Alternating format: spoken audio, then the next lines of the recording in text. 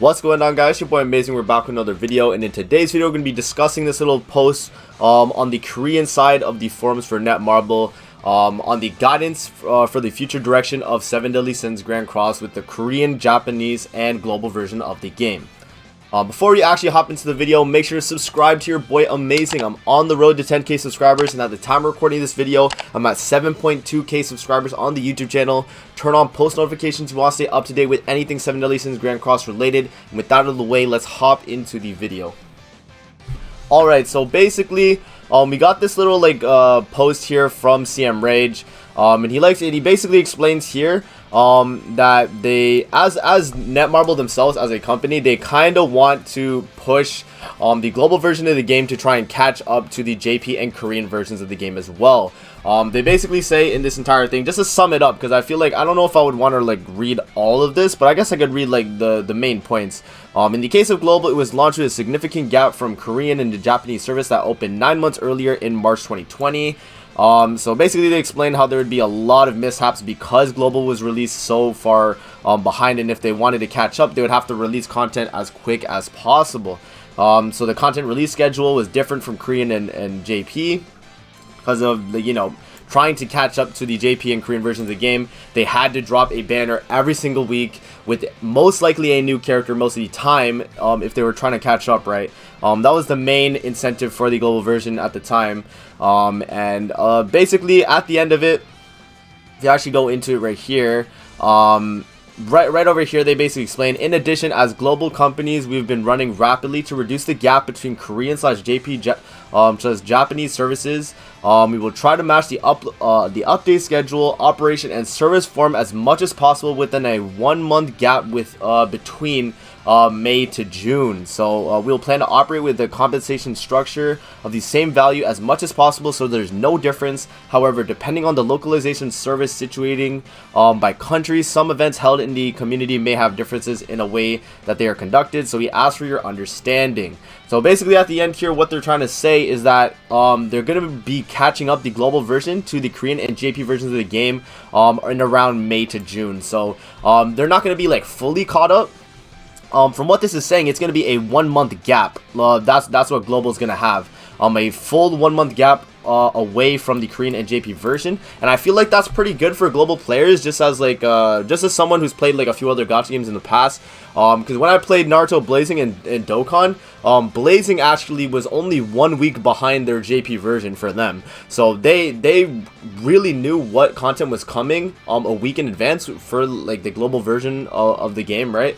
And it was not bad, but being a week behind is, you don't really got much time to prep. I feel like 1 month behind is the perfect amount of time for you if they're trying to keep a gap between global and JP, because I feel like being 1 month behind, it keeps it so that you have that the free-to-play mindset. If you are a free-to-play player, you know what to save for, you have the idea of what you want to save for. I feel like that's pretty nice to have in the back of your mind. And then another thing too is that you'll basically know what characters are coming that are going to be good and which ones to summon on as a free-to-play. I feel like playing the global version of Grand Cross is a major benefit for free-to-play players, because all the JP and Korean players get to test out the new units, and then we on global get them, and we already know what they do. But that could be a downside as well, because we don't really get to play test with them, and maybe there's not much variety in the units on global because it's all just one set build for a unit. But I feel like that's just just how global is when you run a global version of the game and it's behind a JP and Korean. But yeah, even with Dokkan is 3 months behind in terms of content, I think, for them. 3 or 2 months behind, because they usually only have issues on Dokkan with the global version whenever there is a global first unit, and we never really had any issues with our 7 Deadly Sins Grand Cross other than the rapid release schedule of units. That was really what hurt the game on the global side. It's just because we kept getting units literally every single week, and I feel like that's definitely not the way to go about it if they were trying to catch up the game. They should have just made the banners more valuable. They should have put units together. They could have did dual banner units, and then they could have put they could keep doing what they're doing right now with the every other week they release a unit type of thing. But I feel like if they just made the banners more valuable and put a bunch of them together in one banner, it could incentivize people to summon.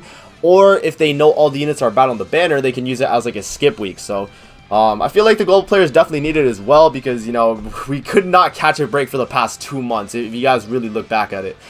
So yeah, no, like all the changes though are pretty good that are coming to the game, because basically they're saying that they're gonna catch us up, but not to the point where we're literally exactly with Korean and JP. We're gonna be 1 month behind, but like from May to June, that's gonna be like the time where we start getting scheduled content 1 month behind the JP version and Korean versions of the game, from my understanding. Because I saw Nagato tweeted out about it earlier today too. Let me actually pull it up.